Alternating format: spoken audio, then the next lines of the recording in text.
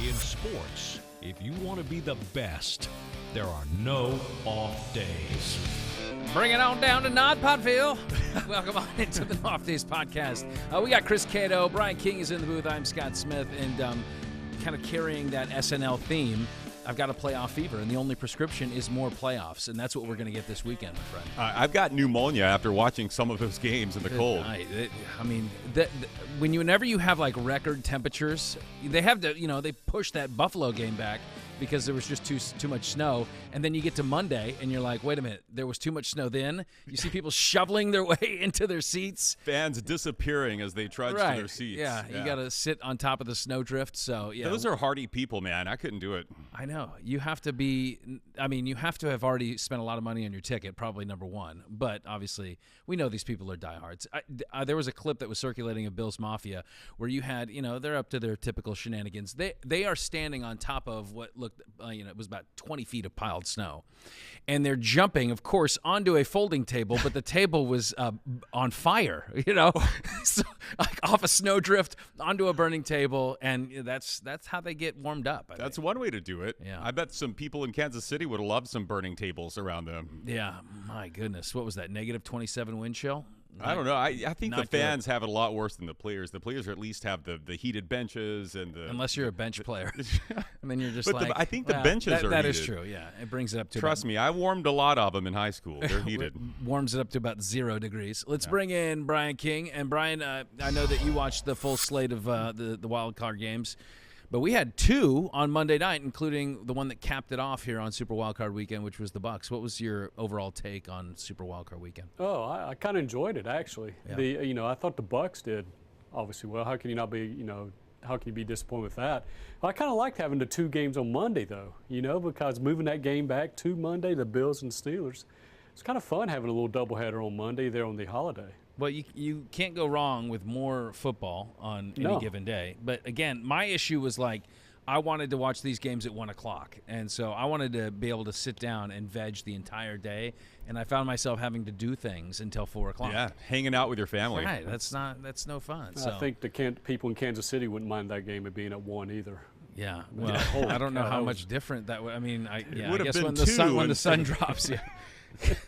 I'm telling you, man. I mean, it was just bitter cold to watch, but I really enjoyed looking at Andy Reid's snotsicle mustache. Like the snot icicles that were forming on his stash, it was just... He couldn't look any more like a walrus. Mr. Freeze, yeah. My goodness, yeah. So we had it good here in Tampa where not even the rain that many people thought could be coming, we didn't have that. So it was perfect weather. It was great atmosphere. And, there was a lot of Eagle fans that live in the Tampa Bay area. Yeah.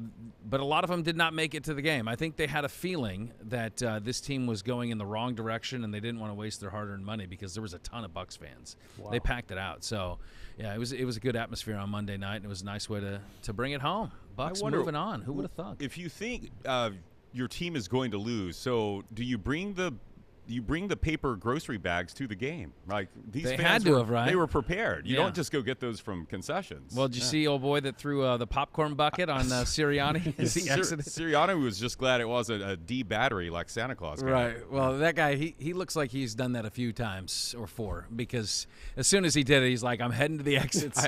He was not surprised at all when security hemmed him up when he was halfway up those steps. He's like, yeah, I know. Come on. Best $12 investment he's ever made. Yeah. We'll see if Sirianni's back. All right, so what do we have on today's program, BK? We're going to talk a little bit of NFL with Bill Belichick. We're going to try to figure out what team would be the best fit for him he's going to get back in coaching. You guess he would, wouldn't you? I think he has every intention of coaching again, and he's one of the big dominoes that's going to have to fall here. And as we tape this show on Wednesday night, still, I mean, the only job that's been filled is the one in New England, his old job. But that's everything right. else is still open. So, I mean, maybe he's the first domino to fall. I'm not sure. We'll kind of get into just what he brings and the teams that might be in play for the hoodie. What else? And then I guess at the end of the show, what we're going to do is college in Detroit, Wayne State University. They come up with a list of words that they thought that, we need to bring back into our vocabulary.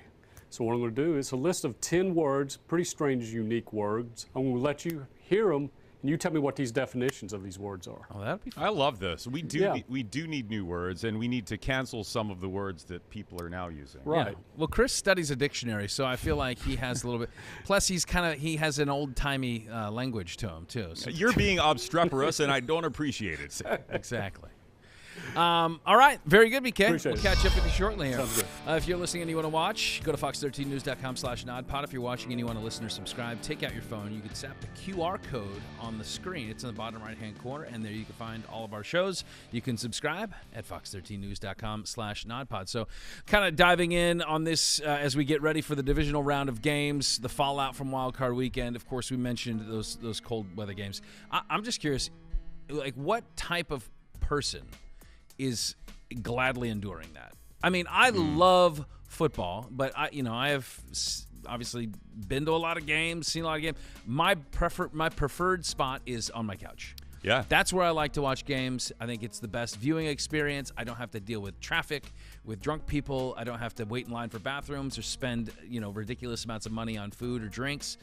But these people, I mean, they're lining up. They're doing all that. Plus, they might have frostbite. Being miserable, yeah. Right. But some of them didn't look miserable. For the record, my favorite spot to watch a game is your couch, too. Your wife, Karina, is generous with the snacks. Yeah. I'm drinking your beer, not mine. And it's a good place to sleep it off. Yeah, you can nap. Yeah, nap no, on that's my couch.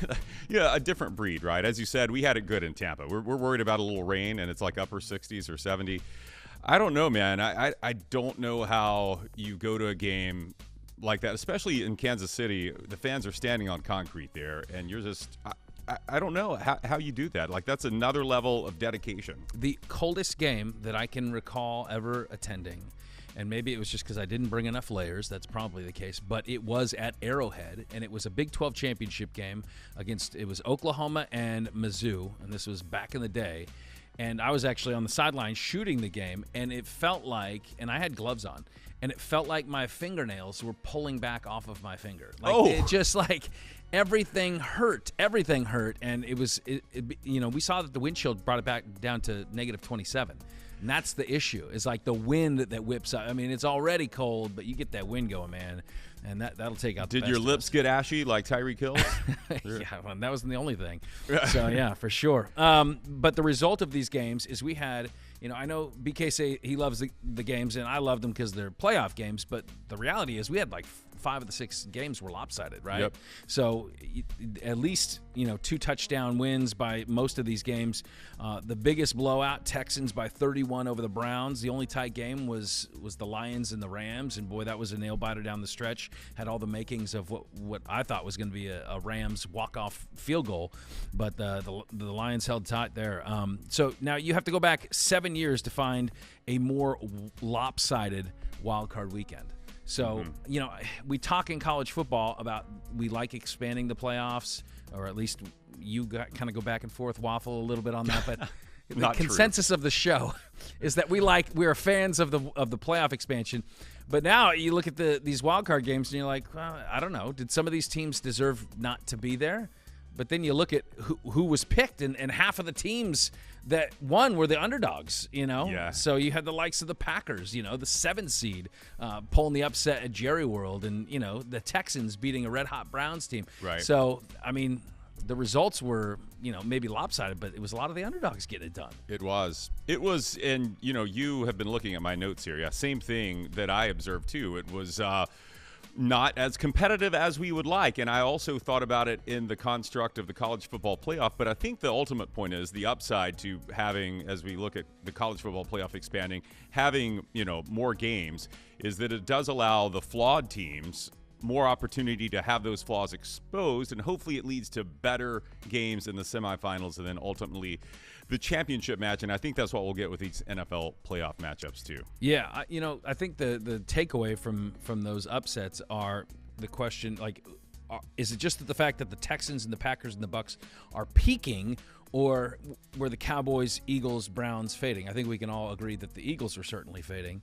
But, I mean, there was no indication. The Browns weren't fading. The Browns weren't fading. There was no indication that the Cowboys would keel over, other than it was the playoffs, and they've been prone to do. do that. Yeah, but it was a home game. They hadn't lost in forever at home. So, I mean, it's wild. But, one of the things I think you pull out of that, too, is like the rise of these young quarterbacks, namely C.J. Stroud and Jordan Love. Yes. Like, big players ultimately, the ones that end up in Canton, most of them, they kind of – they butter their bread here in the postseason. This is where they play big. And, man, both of those guys, I thought, played great games. Their numbers, actually, if you look at their numbers, they were, like, nearly identical. So they were both 16 of 21 passing. C.J. Stroud had 274 yards. Jordan Love had 272. They both had 3 touchdowns, no picks. And both of them got really a lot of help from their defense. They did. Some pick sixes, too, which I think is probably the bigger story. Yeah, especially with the Texans there. Jordan Love, to me, C.J. Stroud, awesome too, but Jordan Love was so impressive to me because he was doing it. He made some of the best throws with a defender in his chest, throwing it off of the back foot, and his throws were right on the money. In the last 9 games, he's 7-2. With 21 touchdowns and 1 interception. I mean, it makes you wonder, and I know sometimes we get carried away here, but it makes you wonder if the Green Bay Packers have done it again, because Brett Favre was playing at an MVP level when they drafted Rodgers. Rodgers was the reigning MVP when they drafted Love, and I mean, I know it's one season, but you've seen the graphics, I know, that compare Love to Rodgers and where they both were in their first year as a starter, and it's Love has the edge in a lot of these categories. It's pretty incredible. Yeah, no, it is. And, I also wonder if just the fact that they're located in Green Bay, where there's really no distraction, there's no life really outside of football. They've as a franchise, they're kind of the small team. They're the Adam versus the David versus Goliath kind of, when it comes to fan base, and it's a small town still, kind of has that old school football feel that you wonder that that environment makes for I guess a greater focus to football. I don't know. I mean, especially if you're the guy. Not like they've had bad quarterbacks, obviously, in Green Bay history, but there's been a number of very good ones, and now we've seen it in successive kind of generations. So must be something to it. Yeah, no, it's certainly impressive. And you look at these Texans and the Packers, and you almost think like, they're ahead of where people thought they would be. I mean, everybody had hopes that Jordan Love, at least Packer fans had hopes that Jordan Love would carry this team eventually to the playoffs. C.J. Stroud, he's a rookie, like this. They're playing with house money right now, and they're so far ahead of the curve that like you wonder going into these games, like they kind of have like nothing to lose, man. They've already like checked those boxes. Like the fan bases, if they lost this weekend, I don't think any of them would say a negative word about what these teams have done. And you could throw the Bucs in that conversation too, by the way. But when there's something to be said for playing loose too. I think that there is, however, a totally different feeling in the cities of Dallas and Philadelphia right now. And I'm curious what you think is the most disappointing between those two exits in the first round of the playoffs. Which one do you think is the most disappointing? I think it's the Eagles, and maybe that's because I lived and worked in Philadelphia for a while, and I know right now that they are still just can't believe what happened to their birds. I mean, if you look at how their season went, they were 10-1 after Week 12, best record in the league. Then they lose 5 of their last 6, including blowouts to the 49ers and Cowboys and Giants, and an embarrassing home loss to the Cardinals. And it was just more the way they played Monday night against the Bucs. They could not have looked more disinterested in being. It looked like the Bucs looked 2 weeks ago against the Saints, when it's like, what are you doing here? I have not Pee-wee seen football defense. That's what it looked like. I don't want to take anything away from the way the Bucs played, but the Eagles couldn't tackle. Yeah, they couldn't. They just could not tackle. It was like a TSA security agent, a quick pat down of a receiver, and okay, you're good. You're on to the end zone. It was.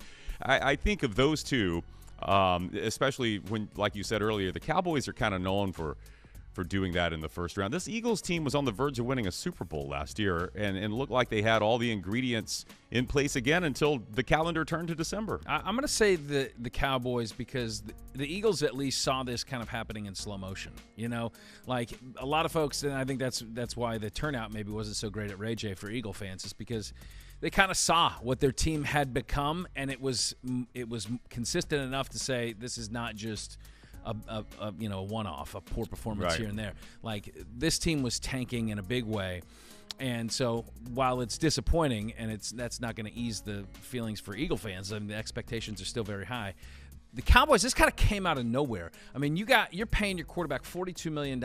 Next year, CeeDee Lamb's contract, by the way, is going to jump unless they sign him to an extension and able to spread that money out. I think he's going to be making like $18 million next year. So, I mean, they have a lot of people that are making a lot of money. Expectation was high, good on both sides of the ball, and then boom, you just run into a wall. And it's a bad performance by the guy that's making $42 million too. I mean, Dak Prescott did not look good. He was outshined by Love in that game, and to me, and with that owner that they have, and Jerry Jones, I mean, obviously, I think changes are coming. But you think so? Look at the preseason predictions for the teams that won in upset fashion over the weekend. The Houston Texans, they were, by Sports Illustrated, had them 5-12. Okay, so here they are going into the divisional round. What does Sports Illustrated know? And Tampa Bay Buccaneers, they had them at 2-15. So that's high. Overachieving, and maybe that helps them in the long run. Speaking of those Cowboys, should they move on from Mike McCarthy? Who would be a candidate for there? A lot of people have said Bill Belichick. He's now available. Obviously parted ways with the Patriots last week. But I kind of want to go through what we think that would be the best fit for Bill Belichick. So I'll kind of lead it off here. Washington, last week I mentioned it before Belichick was fired, that I think he was going to be let go, and I thought Washington was the best fit. But that was prior to them hiring the GM that they got in Adam Peters. He's a young, kind of innovative mind. He's been around the Kyle Shanahan world of the coaching tree, and that to me reeks of, hey, let's go find an innovator. Let's go find the next great coach, not the one that maybe can give us 3 years. So I don't think Washington's going to go that direction. He is very much a now hire, right? You need a team that's ready to go. So when you look at teams with good ownership, Seattle's got good ownership in the Allen family. Atlanta, Arthur Blank, I think, is one of the best owners in the NFL. He obviously interviewed with Atlanta. Jeffrey Lurie with the Eagles. Dean Spanos with the Chargers. These are pretty good, owners to work for. And then, of course, Jerry Jones in that mix. Does he meddle a little bit? Does he have too much of a cozy relationship with the media? Does he share his opinions? Yes, it's part of what comes with the territory. But Belichick and Jerry Jones have a kind of a mutual affection for one another. So then you look to who's in a win now situation. Seattle, tough division. Is their quarterback the guy they want? I'm not sure. Atlanta, they do have some offensive weapons. Bijan Robinson, Kyle Pitts. They don't really have a quarterback. The Eagles, they seem to have the pieces, but apparently there's word out of Philly that Jeffrey Lurie is not a huge fan of Belichick. Oh, really? Then you look at Dallas. Okay, they have it all. What did they miss in that game? Preparation and discipline. Mm-hmm. Mike McCarthy maybe doesn't have the best postseason reputation. So who's going to give you discipline to pieces you already have in place right now? That's Bill Belichick. Right. He fits that bill, and that's my thought. Is I think Dallas is the place. I think that Belichick is a great coach. He's not a long haul hire. He's not the guy you want necessarily for a total rebuild to meddle in the kind of personnel, bringing in a quarterback. He's not going to necessarily grow a quarterback. He needs a team that's ready to go, locked and loaded, good ownership, and I think it's the Cowboys, man. So if you're Jerry Jones and the sands in your hourglass of time are running really short, then who else? Go with the guy that has the resume. You Yeah. know what I mean? Yeah. Even though that resume is obviously very entwined with one Tom Brady, but you got a good quarterback in Dak Prescott. Minus the performance last week. I don't know. It could be the Cowboys. I just think Jerry Jones. I just don't think Jones and Belichick would get along very well at all. You wouldn't think, but I mean, look, so Belichick's mentor is Bill Parcells. Yeah. We saw how things went for him in Dallas. I mean, true that Belichick, the reason that I thought the Packers had a good chance against the Cowboys is that the Cowboys couldn't stop the run very well all season. It showed up against the Bills. And so that's certainly something Belichick could address there. But I was looking at these. When I was looking at Atlanta, I thought, what does Belichick want now? And he wants, he's got 333 career wins, 14 behind Don Shula. So he's looking for kind of a short-term relationship too, and by that, something where he could win now. And I don't think Atlanta is in a position where he might roll off 6 or 7 wins, maybe 8, but I don't think he wants to flounder around for a couple of years before he gets things right. Yes, they have quarterback issues, Desmond Ridder, but they also have the 8th pick in the upcoming draft, so they might could address that quarterback spot. Drake May and Caleb Williams would probably be off the board by then, but they might get a Jaden Daniels or a Michael Penix Jr. But I just don't think that he does owe the Falcons for that 28-3 comeback in the Super Bowl a few years ago too. But I don't think that's the best spot for him in terms of wanting to be in a spot where he could compete for a Super Bowl this upcoming season. I tend to think it is Philadelphia, and it seems like a move that is the kind of bold move that Howie Roseman and Jeffrey Lurie would make to move off of a coach, Sirianni, that took his team to the Super Bowl last year. I could see them doing something like this because Roseman is always in a win now mode. Maybe not as much as Jerry Jones is, but he kind of is. And if you look at, they're going to spend money to get him the pieces he needs. The Eagles obviously need some linebackers that can cover. Their linebackers this year could not, and we saw that exposed against the Buccaneers. They aren't good in coverage. He could fix that, and he could fix that defense that couldn't tackle, as we've talked. And I think it's, it just kind of fits him. Philadelphia, it's an outdoor, it's a weather type team. I don't know. You're just so used to seeing him in that hoodie that if he went indoors, like what's he going to do? He's going to wear a gray hoodie with the sleeves torn off in Atlanta or in Dallas. I just don't see it. It just feels like an Eagles move to me. I had thought that too until I heard that Jeffrey Lurie is not a fan of Bill Belichick, and perhaps it has to do with the scandals that he's been associated with in years past. So, take that report from what it's worth. Yeah, for all the other points you made, yeah, I could see the Eagles working. But I do know that Jerry Jones is not opposed to bringing in big personalities. He deals with that all the time. And, here's the beauty of that relationship is that, Belichick really doesn't need the Cowboys. I mean, This guy, he's 72 years old. He's a Hall of Famer. I mean, he's done everything, right? He's the best NFL coach. Most would agree to that. So he doesn't really need to put up with any garbage. Mm-hmm. And, Jerry Jones is like, if there's ever going to be a guy that can do it, how about the guy that has the best resume in the NFL? So for that, I could see them kind of putting egos aside and saying, hey, let's bring in a winner here within the next couple of years. I mean, I think Dallas, they could do it next year. I mean, so I don't know. We'll see. All right. It could be one of those two teams, or maybe he ends up with the Panthers. I don't know. Oh, no. What a situation that would be. All right, coming up on the No Off Days podcast, we're going to head out to Tuscaloosa because there's some news that broke there last week that we just have not even discussed yet, and I feel like it's pertinent to the man that's sitting to my left wearing some crimson. So stay with us. The nodpod returns after this.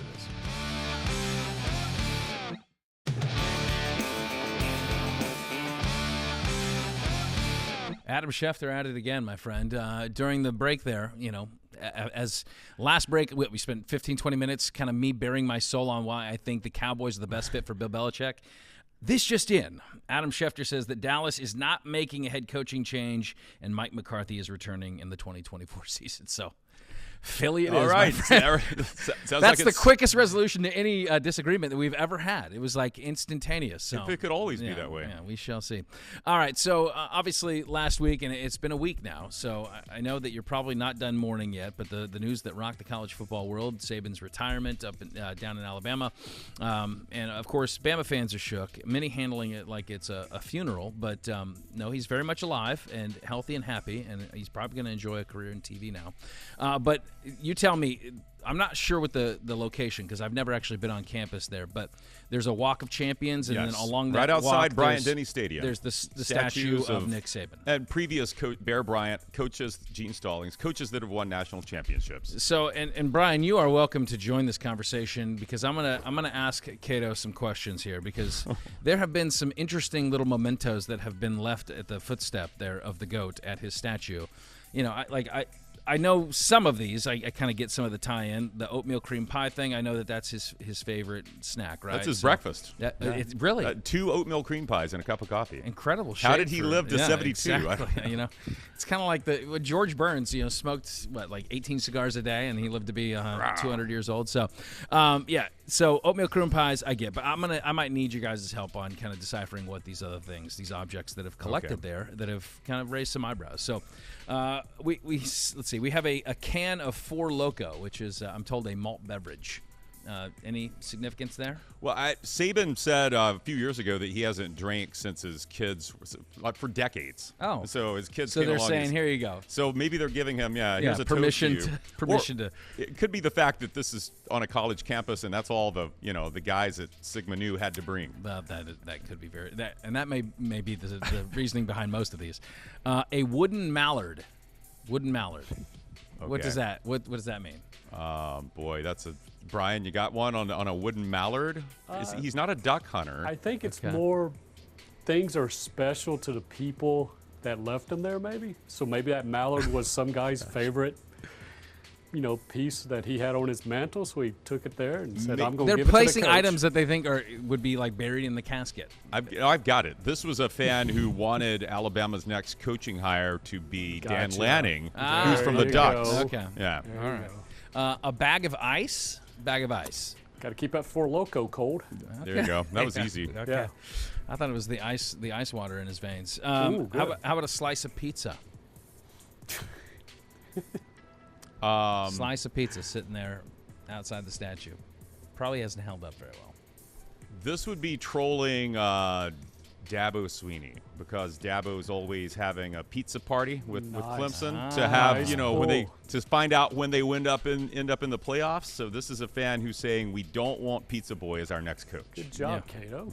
A half-eaten bag of Bucky's Sour Power candy belt. I don't know, but I want to try these things. I looked them up after seeing this list. They look delicious. A Sour Power candy belt. I love that it's described on this long list online. You can find it.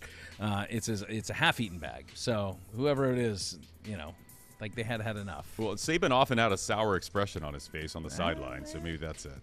A little touch of blasphemy here. A sign saying, "Well done, good and faithful servant. Your reward is coming." Bear Bryant statue handed that to him. Perhaps I don't know. There are many who worship these coaches. Yeah, well, yeah. I got two of them on my show right here. All right, a small pumpkin. He's born on Halloween, so maybe it's something to do with Ah. Jack-o'-lantern thing or that's something. that's a good one. I like that one. Nice. Yeah. A Target gift card. Everybody wants that.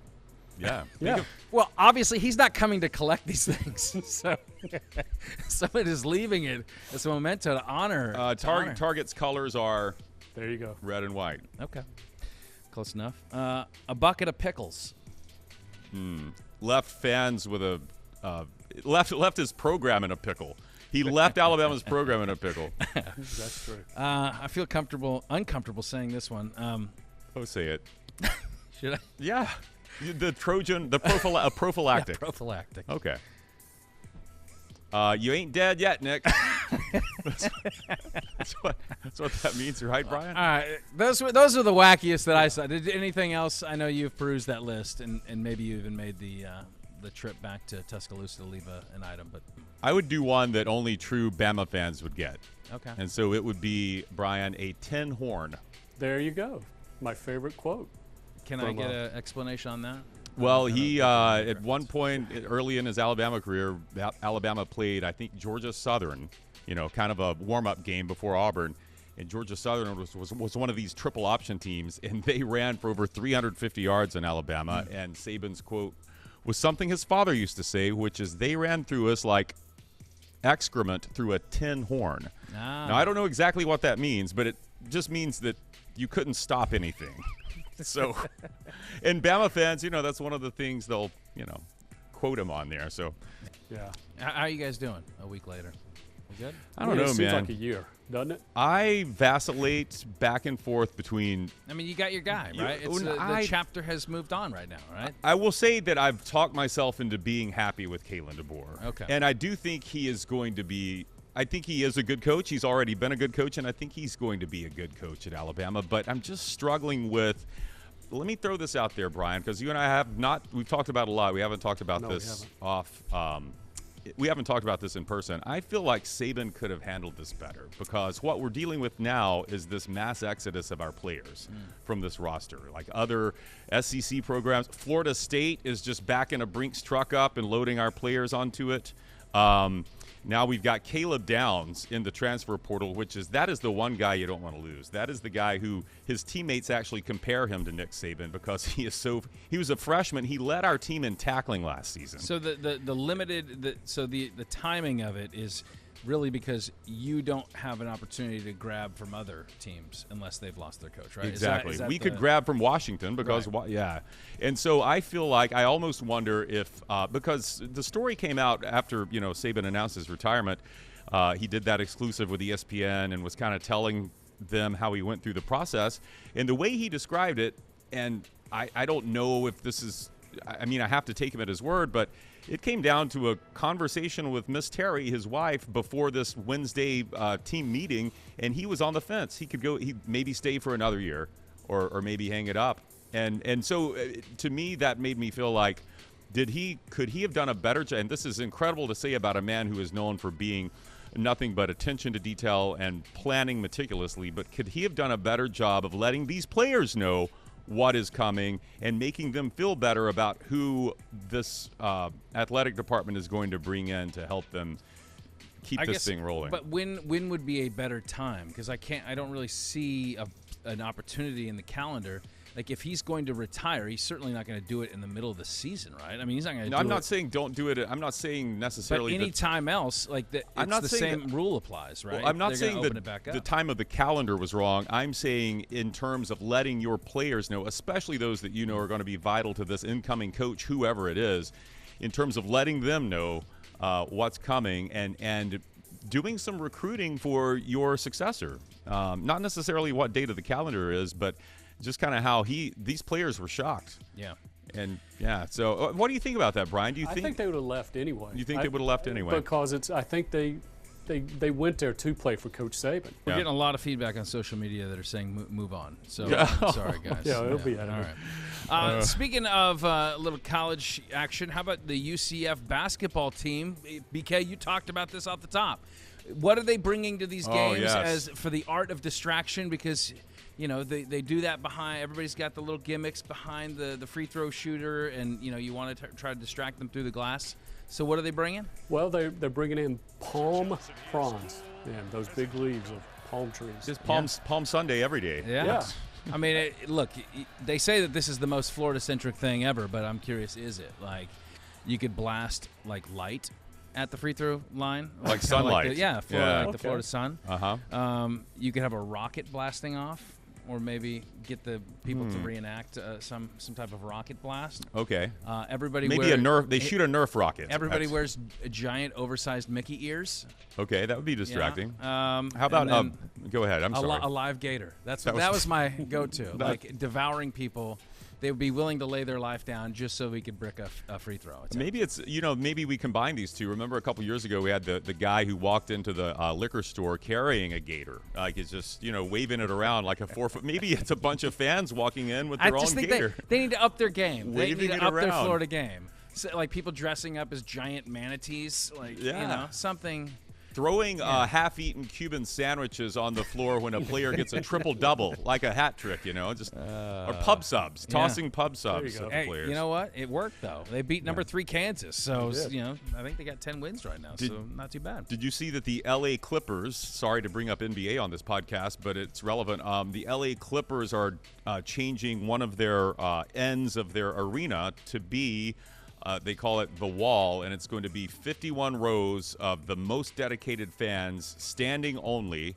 So they're making a student section to distract the other teams while shooting free throws. That's what you got to do if you're the other team in L.A. Yeah, for sure. All right, very good. Coming up on the other side, we're going to get to our game picks. It is the divisional round of the NFL playoffs, and we got 4 good games heading your way. I think they're going to be a lot better than these wild card games we saw this last weekend, and that is coming up on the other side.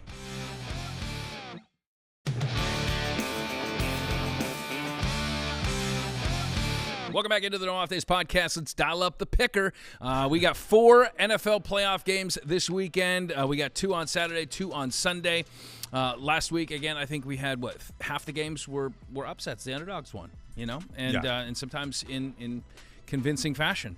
So the question here this weekend is, Chris, do we get any upsets? You know, last year, now the 1 seeds are back in the pool, right? So the Niners and the Ravens, they sat out last week, and now they're jumping back in. Is there a little bit of rust? Do we see a little bit of rust? Last year, both 1 seeds made it to the Super Bowl, but 2 years ago, both 1 seeds got knocked out in their first round. I remember that. In the divisional round game. So let's start first with the Texans-Ravens. The Ravens are 8-point favorites. This is going to be a Saturday 4:30 kick from Charm City. Who do you like there, Chris? I was looking to where am I going to pick an upset this week? Do I have to pick an upset? Is this the spot? Or I kind of look at the playoffs a little bit like the NCAA, like the tournament. There's going to be an upset. Which one is it? Give me like an 11-6 upset, something like that. Is it this one? I doubted these guys last week and picked the Browns. And again, we talked about how C.J. Stroud is playing, and we love his young receivers, and really the defense is what led them to victory as much as Stroud did. But I cannot pick against the Ravens, Scott. It's a 9-point. I cannot. It's a 9-point spread. I think it will be see I got 8. Okay, for all our. Okay, just for all of our it's out there. Okay, well, look, I think it's going to be closer than 8. Look, all the way back in Week 1, these two teams played. It was 25-9. But if you look at how that game kind of went, it was tight until about late in the third quarter. Low yardage for both teams. Both defenses played well. Lamar was a little rusty, early season rust, and so I think they're going to be sharp and ready to roll. I think I'm going to have to go with the Ravens. You think maybe a rookie quarterback would have been a little rusty? Week 1, first ever NFL game? I think so. This is where I am going to go upset. I like the way Houston's playing right now. I like C.J. Stroud. I mean, this guy, years mature beyond his age. The Ravens, of their 4 losses, 3 of them have come at home. So do they get a little bit too comfortable there at M&T Bank Stadium? But here's my key. So Houston last week against the Browns, and that pass rush, they were able to keep Stroud upright. I think he was rushed. I think there was 4 hurries in the game. So they kept him upright. They kept him clean. And that's against Myles Garrett and Zadarius Smith. This week, you got Jadeveon Clowney. You got Justin and what is it? Matabike? Matabike. I think that's how you say it. You did it. So, man, that is a good sign. If your O-line is kind of coming together, your defense is opportunistic. They had 2 pick sixes in that game. Man, let's go Texans. Okay. That's going to be starting off bold. upset. I like it. Let's do it. Stroud was sacked 5 times the first time they met. The first time. Okay. That's what I'm saying. But, your O-line's playing really well right now against a really, I think that maybe the best. Okay. Packers at 49ers. This is another similar spread. We got Niners coming in 8-point favorites at home. It's a Saturday night kickoff, 8 p.m. You make me pick first on these. I'm not. Do you want me to go? I'm not going to go upset. I'm not going to do it. I know you want me to pick the Packers, but I'm going to. The 49ers are just too loaded, and they've had an extra time to make sure McCaffrey's healthy, to make sure Debo's healthy, to make sure Purdy's healthy. And there's just no way. I love the way the Packers are playing. We talked about that earlier in this episode about the wonderful things that Jordan Love and those young receivers are doing. All the wonderful things he does. That's it. 49ers at home. Okay, I will say, unless you want to update my betting odds here, the spread is 9. Is that what you have? It's -8. It's just always 8? I don't know. I just looked today. Okay. Whatever. Well, maybe I have an old list here, but I think it'll be closer than that. But I think the Niners will win. See, I think the Packers. I think there are some questions on defense. A little bit inconsistent. I think they gave up 30 points to the Carolina Panthers. Okay, and we saw how awful that offense is. I think the Packers just caught the Cowboys sleepwalking, to be perfectly honest with you. Yeah. I think if you run that game back 10 more times, I think the Cowboys probably win 8 of them. So, I think they were fortunate in that game. Yes, they balled. Jordan Love played a great game. I'm not trying to take anything away from him, though. Maybe I am taking a little bit away. To your point, San Francisco is too loaded on both sides of the ball. 49ers at home, I think they get it done. Okay. All right, I'll take this next one because you obviously need some time to think about it. Bucks at Lions. This is your Sunday 3 p.m. kickoff. The Lions coming in 6.5-point favorites. So the question is, does the Motown mojo, does it continue? There's a lot of it going on right now. In fact, you talk about last week's game against the Rams, and they set like Ford Field records for the decibels. I think it was 133.6, which is the equivalent of a 747 taken off. So pretty loud. You don't want to hear that. I think that plays a factor too. I mean, the kind of the momentum from the city, the home crowd, and how that could impact Baker and that Bucs offense. Look, the Bucs are embracing the underdog role, and I'll hat off to them. They have done a wonderful job this year. I just think the Lions have too many weapons. The threats that they have in the pass game, the Laportas, the St. Browns, the Jameson Williams is a deep threat, and then Jahmyr Gibbs may be their best. It's a Swiss Army knife, kind of out of the backfield receiver. Offensively, they're too good. Now, if the Bucs can dial up some unique pressures that this Lions offensive line can't handle, and I think they have one of the better offensive lines in the league, then we have seen in the past, if Jared Goff feels a lot of heat, that he does not handle that very well. So that would be the one thing I'd say Bucs could maybe take advantage there. But, man, the home crowd, it's going to be a tough one, man. I say the Bucs season comes to an end this weekend. I got the Lions. And you'll be there to witness it. I will be there to witness it come to an end. I'm going to bring my earplugs. Please do. Please bring your earplugs to plug the sobbing of the Lions fans because their storybook season is ending on Sunday. Yes, I'm going to roll with this Bucs team. Why not? Why not this Bucs team? I think I just gave you some reasons. You did. I know. You took my talking point about dialing up the pressure against Jared Goff. Okay, so I'm not going to repeat that. I'm just going to tell you, when you have a good defense and you have a capable quarterback who can play great, Baker doesn't always play great, but he is capable of great moments, as he showed last Monday night.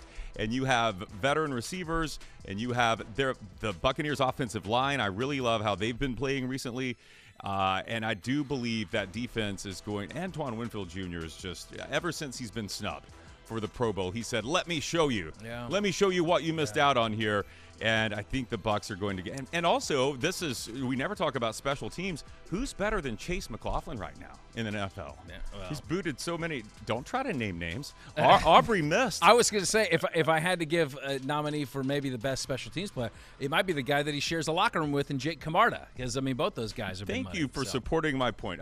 The Buccaneers are going to keep this magical postseason run going, and I do think there's something to be said for the Lions having this, and I understand the excitement of winning your first home playoff game in 32 years, but sometimes, I don't know, like, do you lose your edge when you think, oh, we've done this? We don't have that edge anymore that we had before that game. So maybe you think that Dan factors Campbell in too. has bit his last kneecap? That's what I'm saying. Yeah. Comes to an end. Yeah, Bucs are going to win. All right. Okay. We got Chiefs at Bills. This is your Sunday nightcap, the last of the divisional round games. This 6:30 kickoff, if I hadn't already said that, the Buffalo Bills, they are 3-point favorites. There is snow that you got the lake effect snow, and they're saying, all week it's going to start building and growing. Could be as much as 4 feet of snow, but when game time hits on Sunday, there is not expected to be any snow. They'll just people have to sit on top of it. All right, so Chiefs defense, obviously, they played great last week. I mean, Rashee Rice, they're finding maybe a little receiver there, the rookie stepping up. But here's what I go back to the history between these two teams, and this is the storyline that everybody's going to be talking about going in, is, for as good as the Bills have been against Kansas City maybe during the regular season, in the postseason it has been the exact opposite, and Josh Allen has yet to top Patrick Mahomes in the playoffs. And you look back to 2020, the AFC Conference, the championship game there, they lost. In 2021, the following year, they lost in the divisional round to the Chiefs. This is the season. I think that they turn the corner. They exercise those proverbial demons, and I think the Buffalo Bills at home get a little bit of payback, and it brings an end to the at least the run of dominance to this point that the Chiefs have had. The Bills moved on. Okay, you got the Bills. Patrick Mahomes' first road playoff game ever. Could that actually be true? I believe it is. Is it really? His first road playoff game. Obviously, Super Bowl's a neutral site. Yeah. So I'm going to pick the Bills too. I just think that remember earlier we were talking about are these trends or this. I don't believe there's a such thing as flipping a switch when you get to the playoffs. Right. I just think you kind of are. It's baked into you. You are who you are. The Eagles were nosediving, and they continued to nosedive. The Dolphins were flailing on offense and continued to flail on offense as they headed up to Kansas City. And I think the Chiefs, that set up really well for them, getting Miami at this time of year when the Dolphins' defense was decimated. and getting them at home at Arrowhead. And I think the Bills are rolling right now. I think you just saw Josh Allen against the Steelers say, no, you're not. This is our time. We're going to get this done. I really like the way their defense is playing. And I think the problem that's going to come back to haunt the Chiefs is going to be the pass catchers. Even though we saw Rice have a nice game against the Dolphins, I think that's been the theme this year that's come back to catch them in big moments is some of these guys just aren't, getting open. Some of them aren't catching the ball. We saw, Kelsey have some big drops against the Dolphins. I think the Bills are going to win at home. Can you imagine if the Bucs come back and the Packers upset the 49ers and the Bucs are hosting the Packers in the NFC Championship game? At a team that was 4-7 at one point this season. I mean, the way you kind of drew it up, you had the Niners. Though. I had the Niners. Okay, yeah. But let's also keep in mind I was 3-3 last week. So I think any astute listener to our show is usually picking opposite us. Yeah. So best of luck. Your to son you guys Carson, he beat me. He was 4-2 last week. Yeah. You're right. He Yeah. knows his stuff. Me as well. All right, coming up on the other side, we're going to bring BK back in. And what was the game that we got dialed up here? We got something about new words. Yes. Old yes. words. We get to open up the old dictionaries and dust it off and see if maybe we can find some words that we can implement in our new show. Yes. Don't be a lout. Join us again next.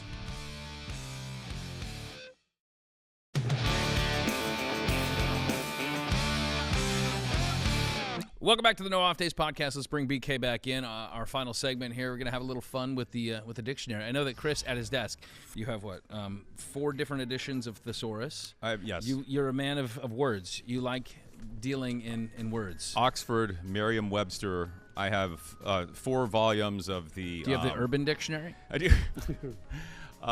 Yes, I do. No, I do not. Okay. I do like the words, though, but I don't know about some of these Brian is going to throw at us. Can I just share real quick, and maybe one of these words is going to be in there, but my grandma would always call things, by words that I had no idea what they were. Obviously, I'm not good with words.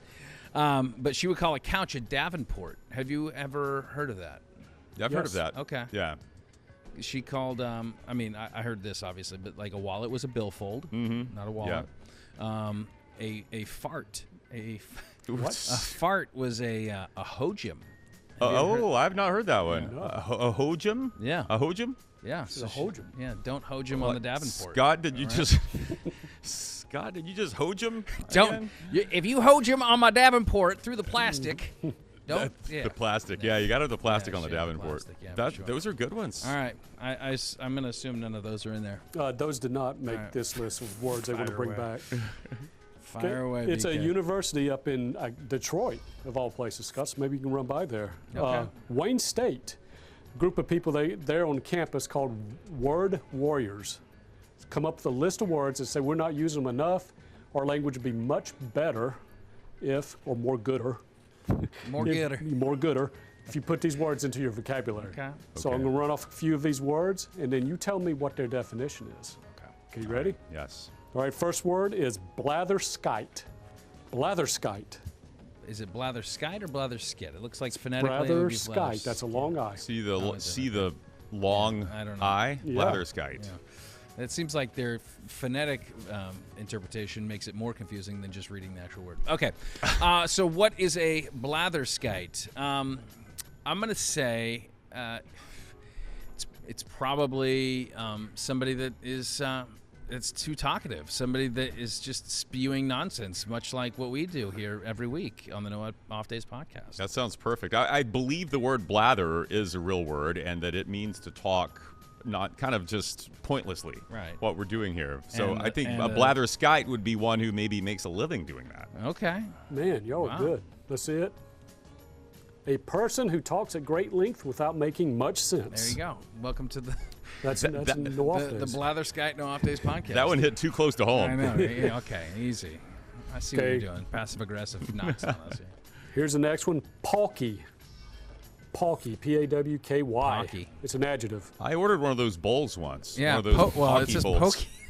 poke bowl. Is it It's a pokey? raw fish. I'll let you take this one first. Pocky. One who is that. It was an adjective. That is something that is ugly. That's something that is unattractive. That pocky lass will never get a date to prom or something like that. I'm gonna say it describes kind of like a rough personality type, like kind of like a porcupine, like a little prickly.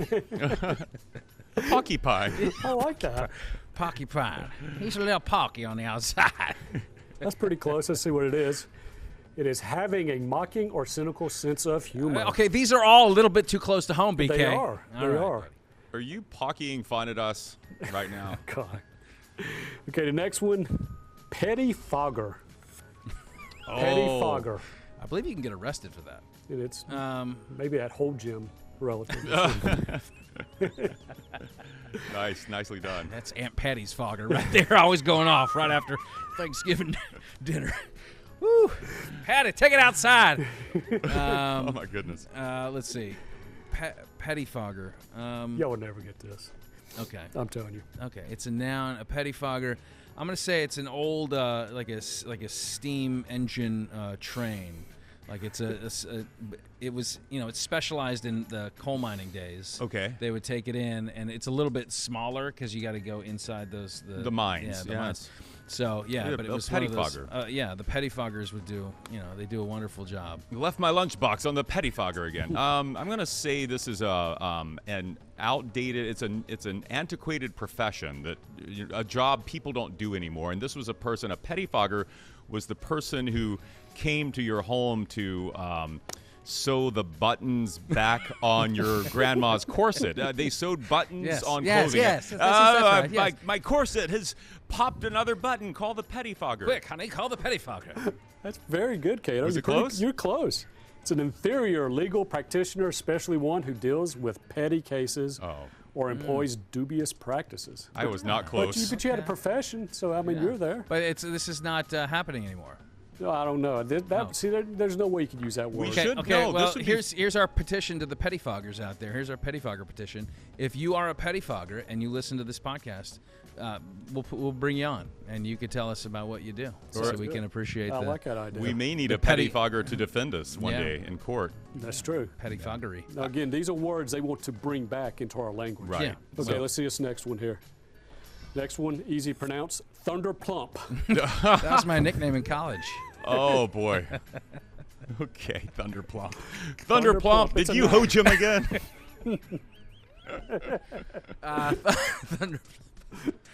I think a thunderplump is let's say a startling noise that you hear. Maybe I think like those old engines, like when they turn over and they kind of have that they kick on like a little exhaust, like a shotgun blast. I'm gonna say that's a thunderplump. Okay. Oh man. It's a noun. Okay, thunderplump. No, that would be an adjective. This refers to a specific type of in the development stage of a tomato, just before it's ripe. Just before it's ripe, it's thunderplump. I think it's overripe at that point. It's been sitting on the vine too long. Yeah, give me Cato's so good because he starts it and you think, oh, he's onto it. He's got it. Then all of a sudden he'll go, he's all of a sudden. corsets that have buttons that pop off. Yeah. Am I close? Does this refer to a fruit in some way or a vegetable? Not really. Okay. Delgado may know this. It's a heavy fall of rain during a thunderstorm. Oh, why didn't we go with the obvious? Yeah. Okay. Okay, here's the last one Why here. doesn't Delgado use that in any of his? He should. That should be our next thing. Yeah. Okay, this is a noun, Rawgabbit. Rawgabbit. Rawgabbit. Oh boy. All right. So. Rawgabbit. You keep saying it like it's like it's not a someone would substitute that as like a curse word. Deadgummit. Of some No, sort. it's not like. Rawgabbit. Rawgabbit. It's a noun. I'm going to say Rawgabbit is it is a joint inside of a rabbit's foot. It's where they would actually cut for the lucky rabbit foot. That's where they would make their incision inside the rawgabbit of the rabbit. It's rubbed raw. Yeah. Well, they cut it off before he rub it raw. Okay. That's why they. for good luck. His foot became Rawgabbit. I don't know. Noun. This is one who goes about town. This was before, obviously. In a corset. This was before social media and broadcast news. This is the guy on the corner that would yell like the big news of the day, like extra, extra, read all about it. You Rawgabbit. Timmy has fallen down the well. That young man is a great Rawgabbit. That's a Rawgabbit. A Rawgabbit. Okay, we're going to go with that. A person who announces things in public. Cato, again, you're close, but not right there. It's a person who speaks confidently but ignorantly. That's me. That's a show again. There you go. So they want those words to be back in our vocabulary. If I could pronounce that right, I would start using that one. Yeah. Rawgabbit. What was the first word? First word was Thunderplump? no, Blatherskite. Yeah. Blatherskite's a good one. Yeah. We can that start would working both- those in. Blatherskites and Rawgabbits. I think that guilty as charged. Yeah. You know? That's the new name of this podcast now. Blatherskites and Rawgabbits. Man, I can just hear the people subscribing now. Cha-ching. All right, that was fun, BK. Fun, Hey, man. All right. Thanks, guys. Good stuff. All right, so talking a little football this week. A lot of games to watch. That's going to be fun. And then we're, of course, watching the Bill Belichick sweepstakes. Where does he end up? And by the time the show's out, it may have already been done. Who knows? That's right. That's typical. You won't have to rely on us Blatherskites. Much like an Adam Schefter report in the middle of our podcast, which disproves everything I just said. Very good. All right. So big thanks to our crew, BK, Chris, and if you want to catch this here podcast, head to fox13news.com/nodpod. You can subscribe on Spotify and iTunes and the Google Play Store. Get us every week. It'll be sent straight to your phone, so you don't even have to look for it. Very good. Until the next time we are on, there are no off days. Not even for pettifoggers like us. Yes.